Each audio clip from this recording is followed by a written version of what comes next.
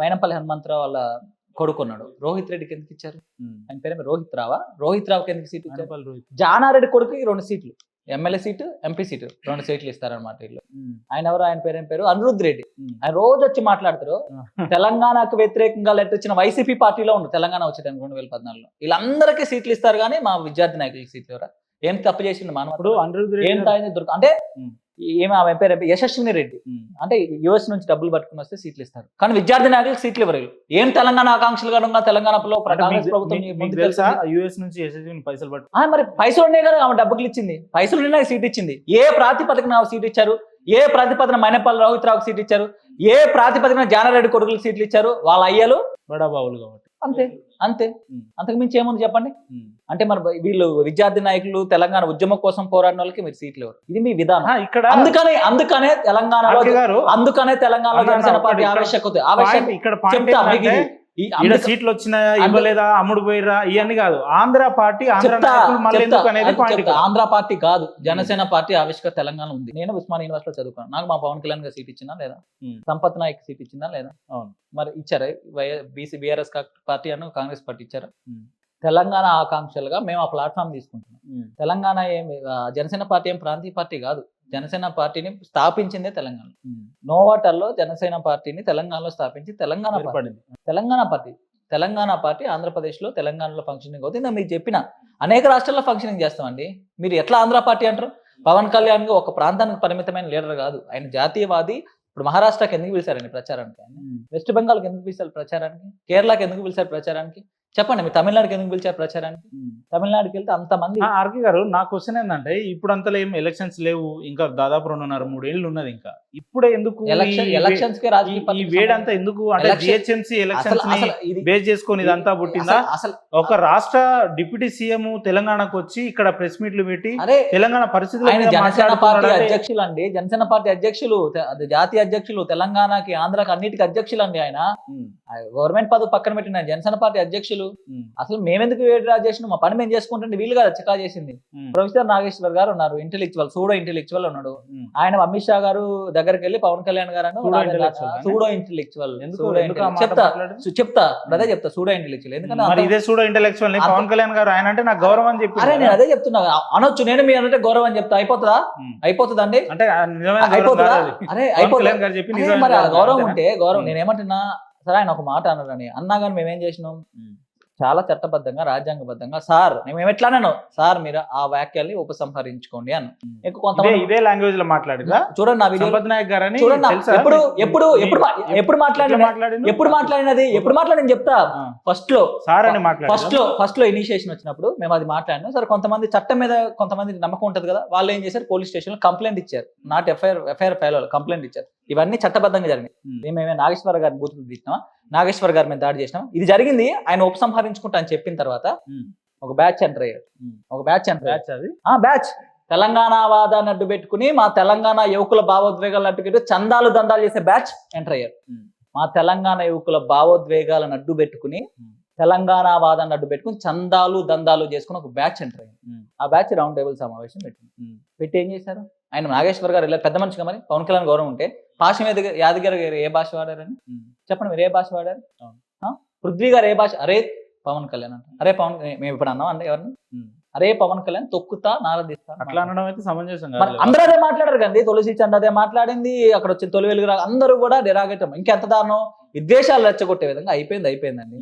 విగ్రహాలు తీసుకెళ్లి పెట్టుకోండి. ఇప్పుడు అది సబ్జెక్ట్ అదా అండి. ప్రొఫెసర్ నాగేశ్వర్ గారి మీద నిజంగా కక్షపూర్తంగా ఆంధ్రప్రదేశ్ ప్రభుత్వం ఏం చెప్పాలి, ఇది తప్పు కాదు, ప్రజాస్వామ్యం కాదు. ఈయన మాత్రం ఆంధ్ర విషయాల మీద మాట్లాడవచ్చు, కానీ ఆంధ్రప్రదేశ్ లో ఏం గురించి మాట్లాడకూడదు. అంటే ఇప్పుడు ఆంధ్రప్రదేశ్ రాజకీయ ఇష్యూస్ మీద చర్చ చేస్తారు. అదంటే అప్పుడు ఏం చేయాలైనా, ఒకవేళ నిజంగా మేధావి ఉంటే ఆంధ్రప్రదేశ్ లో కూడా రౌండ్ టేబుల్ సమావేశం పెట్టేయాలి. ఎవరితో? మేధావులతో. ఏ తప్పు మేధావి మాట్లాడిందని మీరు ఎట్లానే అంతే తెలంగాణ వాదాన్ని అడ్డు పెట్టుకుని బతుకుతురా ప్రొఫెసర్ నాగేశ్వర్. మరి కుహానా మేధావి సూడో ఇంటెలెక్చువల్ అని ఏమనాలి? నువ్వు నిజంగా ఇంటెలెక్చువల్, నీ మీద దాడి జరుగుతుంది అనుకో ఏం చేయాలి? అక్కడ మీద ఎక్కడ మీద అందరిని పిలిచి, ఎందుకంటే నువ్వు ఆంధ్ర సమస్య మీద కదా మాట్లాడేది, అందరిని పిలిచి నువ్వేం చేయాలి? రౌండ్ టేబుల్ సమావేశం పెట్టి తప్పు ప్రొఫెసర్ నాగేశ్వర్ ఇంటెలెక్చువల్, మీరు ఎందుకు కేసులు పెడుతున్నారు? కేసులు కూడా అవ్వలేదు, కానీ వీళ్ళు క్రియేట్ చేస్తారు. మా సంపత్ నాయక్ గారు మాట్లాడారు. ఎప్పుడు మాట్లాడారు? అంత బూతులు ఒక నాయకుడిని జనసేన అధ్యక్షులను పట్టుకుని పక్క రాష్ట్ర డిప్యూటీ సీఎం తిరిగితే మా కోపం రాదాన్ని ఆ కోపల ఆవేశంలో 2-3 మాట్లాడి నేను మాట్లాడిన ప్రెస్ మీట్ లో నేను ఒక బూత్ మాట్లాడానా ఇది జరిగిన అంటే పవన్ కళ్యాణ్ నేనేమంటున్నా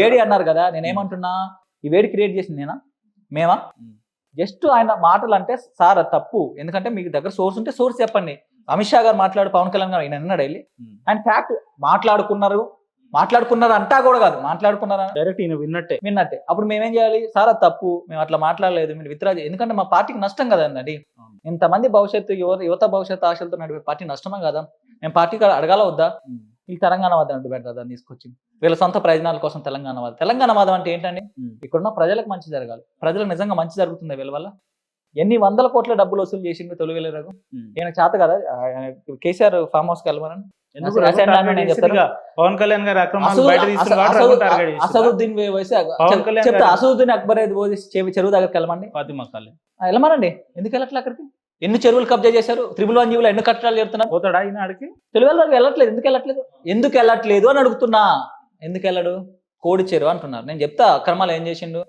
సేల్ లీడ్ చేసుకుని 2014లో కొనుక్కున్నాడు ఆయన 2014లో కొనుక్కున్నాడు ఎవరు చేశారు రిజిస్టర్ ఆఫీస్ లో జరిగింది అది ప్రభుత్వ సికంభూమి చెప్తా ఎవరు మ్యూటేషన్ చేశారు అది ఎంఆర్ఓ మ్యూటేషన్ చేశారు పవన్ కళ్యాణ్ తప్ప ఇప్పుడు కబ్జా అంటే ఏమంటారు చెప్పండి మీరు ఒక ఎకరం కొనుక్కుని చెరువు పక్కన పట్టాభూమి ఆ చెరువును ఆక్రమించి మట్టి పోస్తే కబ్జా 40 సంవత్సరాల నుంచి రికార్డు ఉంది ఆ భూమికి ఆయన వేరే వాళ్ళ దగ్గర కొనుక్కున్న దాన్ని కబ్జా అంటారా ఒకవేళ నిజంగా చెరువు కబ్జా చేసిన అమ్మినోడు ఈయనకు అమ్మితే ఈయన మోసపోయినట్ట లేకపోతే కబ్జా చేసినట్లా ఈ బ్యాచ్ అంతా మీరు చెప్పే బ్యాచ్ పృథ్వీరాజ్ గారు వీళ్ళంతా పోయి ఆడ హంగామా చేసి బీర్ సీసాలు ఎల్లమ్మ గుడి పెట్టిండు బీర్ సీసాలు పెట్టి ఇంకోటి చెరువు మధ్య నుంచి ఫెన్సింగ్ నేను అడ్వకేట్ కూడా చెప్తున్నా అది ఇల్లీగల్ అసలు అమ్మినోళ్ళు కూడా ఏం కబ్జా చేయాలి అది రికార్డు ఉంది ఇంకోటి ఏంటంటే మీరు తెలంగాణలో ఏ చెరువుని అడగండి లేకపోతే మీ ఊరికి ఫోన్ చేసి అడగండి ప్రతి చెరువులో శిఖం పట్టాలు ఉంటాయి సర్కారీ శిఖం వేరు ప్రైవేట్ శిఖం వేరు సర్కారీ శిఖం అంటే చెరువులో ఉండే 2 రకాలు చెరువులో ఉండే ప్రభుత్వ భూమిని సర్కారీ శిఖం అంటారు అదేంటంటే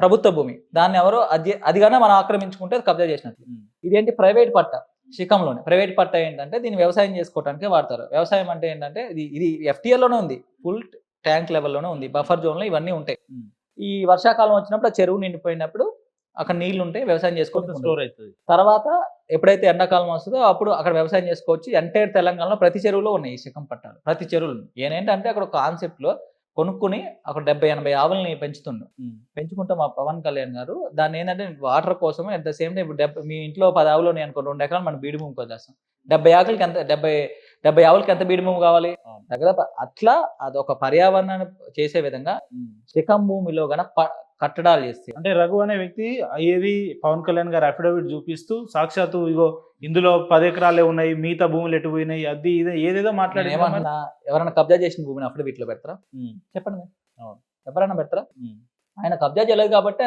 అంతగానమే సేల్ లీడ్ చూపిస్తారు సేల్ లీడ్లు ఏముంటది అమ్మినోర్ పేరు కొనుక్కోలేని పేరు ఉంటుంది వీళ్ళు అక్కడికి వెళ్ళి ట్రెస్ పాస్ కింద వస్తుంది మేము వదిలేసిన వీళ్ళు ఎందుకు లేదు చిల్లర కాలని వదిలేసిన మొత్తం హంగామా చేసారు కదా పృథ్వీ అనేటువంటి తెలంగాణ వాదిని తెలంగాణ ఊరికే బట్టలు తెచ్చుకుంటాడు కామన్ సెన్స్ ఉంది ఆయనకి బీర్ బాటిల్ ఇదిగో చూడండి సనాతన ధర్మం అనే పవన్ కళ్యాణ్ బీర్ బాటిల్ పవన్ కళ్యాణ్ దాకా పడేసింది అక్కడ ఏం మాట్లాడతారని ఇదిగోండి సనాతన ధర్మం అనే మాట్లాడు పవన్ కళ్యాణ్ ఏంటంటే బాబు భూమిలో పృథ్వీ అనే వ్యక్తి ఈ తెలంగాణ రాష్ట్రంలో ఎక్కడ అన్యాయం జరిగినా మొదట ఆయనే ఉంటాడు చందాల కోసం ఆయన ఎడిగిపోతే న్యూస్ ఛానల్ పెడతారని డబ్బులు వసూలు చేసింది అవి బయటకు వస్తాయి వచ్చారు బాధితులు మా దగ్గరకు వచ్చారు న్యూస్ ఛానల్ పెడతానే ఒకటి డబ్బులు తీసుకున్నా బాధితులు మా దగ్గర బెదిరించటం ఏంటండి బెదిరించటం ఏంటి అంటే ఆయన బెదిరించొచ్చా ఎవడాన్ని ప్రైవేట్ భూమిలోకి వెళ్ళటానికి వాడికి ఎవడక్కడ ఇచ్చిందండి వెళ్ళటానికి ఎవడక్క ఇచ్చిన వాడికి ఏం మాట్లాడతారు ఇదే క్వశ్చన్ అడితే ఇది మా తెలంగాణ ప్రాంతం తెలంగాణ ప్రాంతం మేము ఏదైనా చేస్తాం తెలంగాణ ప్రాంతంలో రూల్స్ ఉండవా నేను తెలంగాణ ఉంది కదా అరే నాలెడ్జ్ బ్రెయిన్ ఉంటుందా తొలివేల రఘు కానీ అతనికి కానీ అది శిఖం పట్ట కొనుక్కున్నాడు ఇంకేం కావాలి చెప్పు కబ్జా అంటే ఏంటి కొనుక్కోవటం అంటే ఏంటి తేలి రిజిస్ట్రేషన్ చేసుకుని రిజిస్ట్రేషన్ ఆఫీస్ లో చేసుకుని ఎంఆర్ఓ ఆఫీస్ లో మ్యూటేషన్ చేయించుకున్నాడు శిఖం పట్టా భూమి అంటే ప్రైవేట్ ల్యాండ్ అంత క్లియర్ ఉంది ఇంకేంటండి ఎందుకు అట్లా